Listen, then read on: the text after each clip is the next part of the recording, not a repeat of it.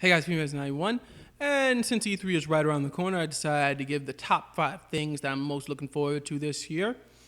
Now, before I start, first I'd just like to say, at least to me, it seems like they've been able to hide a lot of stuff this year because I haven't heard too much about each particular conference and what they're going to be bringing out to the table, which is pretty good.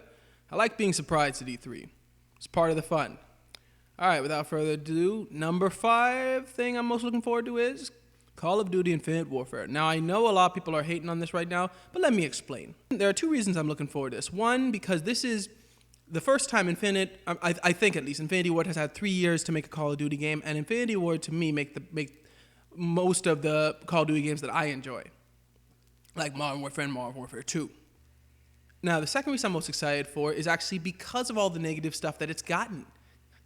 Because Activision, I'm sure they've seen that their video has about over 3 million dislikes, and the trailer, I'll say it does suck, in my opinion. The trailer sucks. But I think that because of that, Activision is going to try their hardest to show some good stuff about the game. They're going to have to try and remedy all the negativity that the trailer brought. So I'm interested to see how they're going to do that.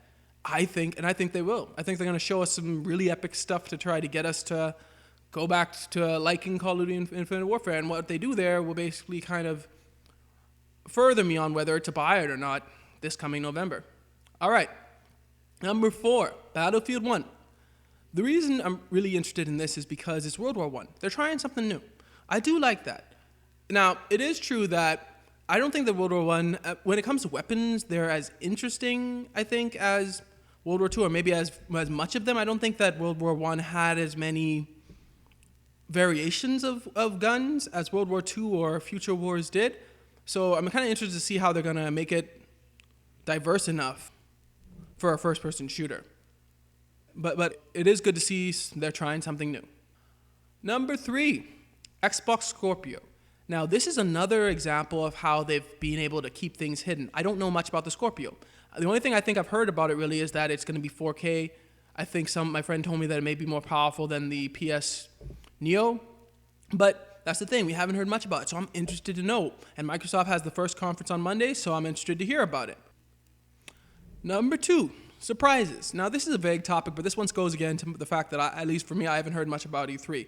And I'm glad, because being surprised at E3 events is half of the fun.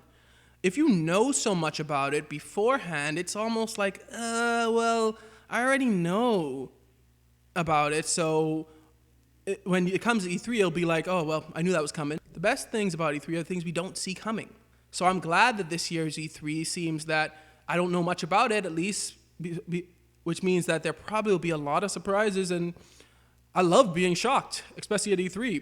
I mean, the last time I remember really being shocked at E3 was when Halo 4 was announced, and that was a while back. And number 1, Nintendo NX.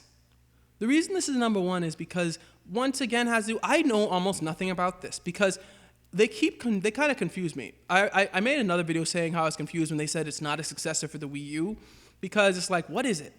I don't even know. I think every time they bring out news about it, it asks more questions than it answers. And I'm like, what? So I'm really excited about the Nintendo NX because, once again, don't know much about it, and I'm glad to finally see what it is, what it will do. Is it going to be a home console or not? How will the graphics be? What type of specs does it have? I'm interested in finding out the whole package about the NX, and that's the thing I'm most looking forward to because they've just managed to confuse me. So that's why I'm most interested in seeing what Nintendo will say about the Nintendo NX. All right, that's my list about what I'm most excited about E3 2016 for. Why don't you guys tell me yours in the comments below? Thanks for watching. Remember to like, share, and subscribe, and may God bless you all.